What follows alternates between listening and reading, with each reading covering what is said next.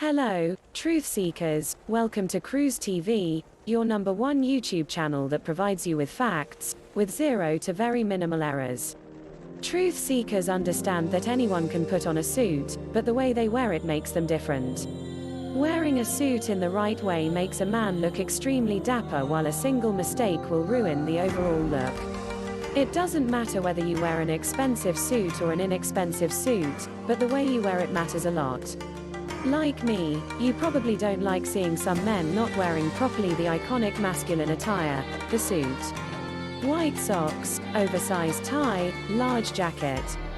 The list of mistakes is long. I have counted 10 of them. Truth seekers, if you have more, let us know in the comment section below. 1. Improper tie bar. For the modern man, a tie bar should extend 1/2 to 3/4 of the way across the width of your tie. For a more classic or retro look, select a tie bar that matches the full width of your tie.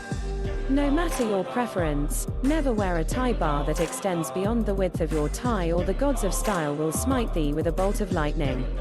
The placement of your tie bar can make or break the look. The ideal placement for a tie bar is around the middle to bottom of your sternum, between the 3rd and 4th buttons on your shirt. If you clip too high, this functional accessory is rendered ineffectual. Too low and you may start looking a bit awkward, especially when you lean forward. Within the sweet spot, a lower placement is more classic, while a higher placement can create a slimming effect. Another thing to consider when clipping your tie bar is where your jacket buttons are at the top. The best tie bar placement allows the tie bar to be seen even with your suit jacket buttoned all the way up. If you prefer to play it safe, go with grey or silver, with gold a close second. Try to match the metal polish of your tie bar with your jacket buttons, cufflinks, watch, or belt buckle. If you feel it complements your style, don't be afraid to wear less common metals and go with patterned, colored, or novelty tie bars. A wild or funky tie bar can add pop to an otherwise subdued outfit. The color of the tie is worth taking into consideration when choosing a tie bar, but there are no hard and fast rules. The right time to wear a tie bar is always and forever. Not only does a tie bar help keep your necktie out of your bowl of cornflakes, but it is also the simplest and time-tested way to stand apart from the herd. You'll thank us later. 2. Mismatched shoes and suits. Business dress is more relaxed now. Gone are the days when you had to wear black shoes. But now you've got more options, you've also got more chances of screwing up. Pairing your suit with the wrong color dress shoes can completely ruin your look. At best, you'll look sloppy. At worst, you'll look incompetent. 1. What color of shoes go with a navy blue suit? Compatible shoe colors include A. Black for formal occasions, getting down to business. B. Brown for more relaxed or flexible occasions. C. Oxblood, burgundy for more playful or creative occasions. 2. What color of shoes go with a gray suit? Gray suits are less formal than navy blue suits, but they're equal in terms of flexibility. You can pair them effectively with all 3 shoe colors. They're not ideal for proper business wear, since they're rather light. But they're actually fine in office setups where suits are worn with a relaxed dress code. Specifically, for medium gray suits, black would be the best choice for your shoes while wearing a white dress shirt with a tie. Brown and burgundy shoes turn it into a casual, social look, and work best when the shirt has some pattern. And then we have light gray suits, which work really well for spring, summer wear. The lighter the shade, the easier it is to apply patterns, such as checks or herringbone, into the suit, since they're more visible. Light gray is also the most casual shade of gray, so you can use it to break up the monotony of the usual suit colors when you're attending parties or events during the warmer months. 3. What color of shoes go with a charcoal suit? Here's the first must avoid to take note of: charcoal gray suits with brown shoes. The reason behind it isn't that clear-cut. Charcoal gray is a color that's almost as versatile as navy blue, but it tends to add a little more maturity to the wearer, not oldness per se. On the other hand, navy blue suits make a young man look even younger, giving him the freedom to choose among all 3 shoe colors. It's slightly different for charcoal gray suits. Brown leather shoes don't match as well. It's because brown is naturally less formal than the other two, and the contrast created between brown and charcoal gray, which is similar to black, is quite stark. Plain black shoes are the best choice in this case. However, a deep burgundy also does a great job for a charcoal gray suit that's relaxed but still classy overall. 4. What color shoes go with a brown suit? I know, you might be wondering why a brown-brown combination works. The truth is that brown suits go with most brown shoes. You need a visible difference between the shades of the shoe and the suit. If both browns appear identical, the whole thing will look off. In general, it's better for the brown shoes to be darker than the brown suit, which helps keep the eye from being drawn downward. But the single most important thing is a clear contrast. And that's what oxblood or burgundy shoes provide more easily. And as mentioned in number 3, brown is considered less formal than its darker counterparts. So if a charcoal gray suit wouldn't go with brown shoes, neither would a brown suit go with black shoes. Those pairings clash a little too much, in terms of feel and perception. Brown suits are traditionally seen as academic or casual.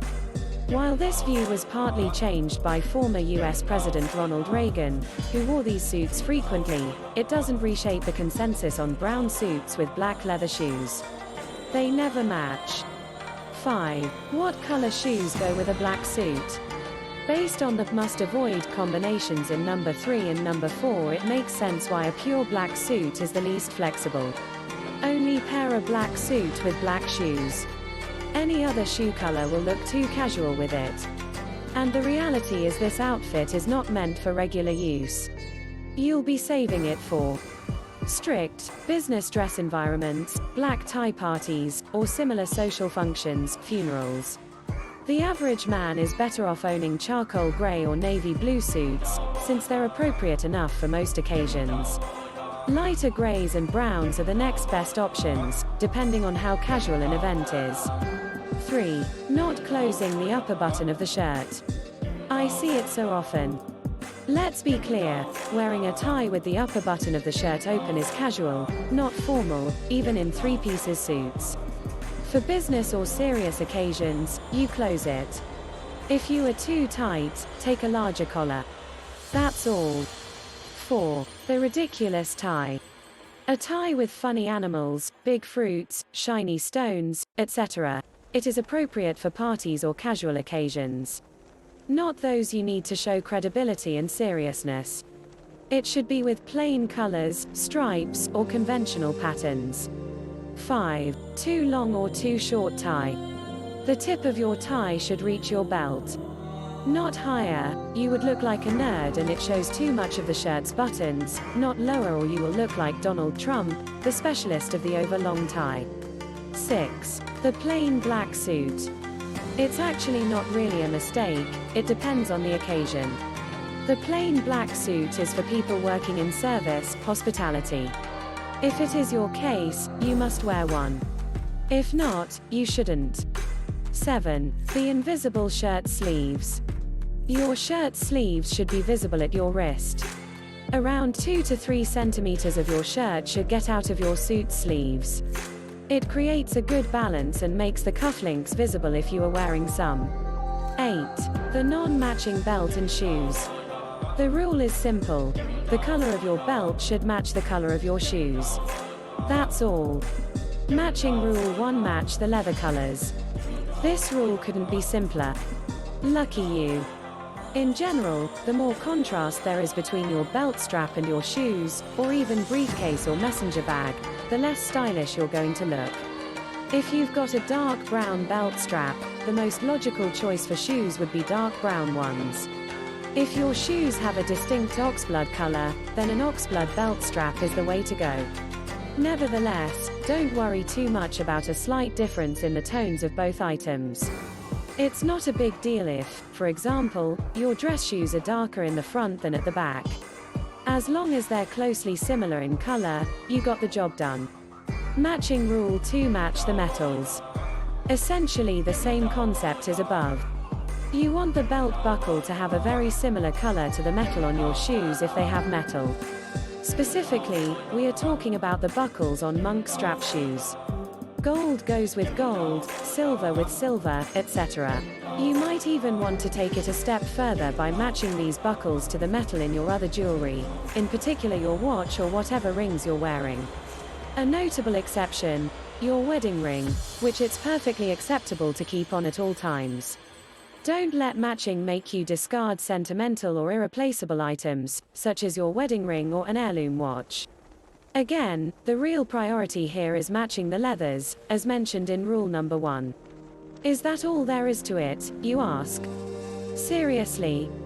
Doesn't this mean that matching your shoes and belt is really a non-issue? For the most part, yes.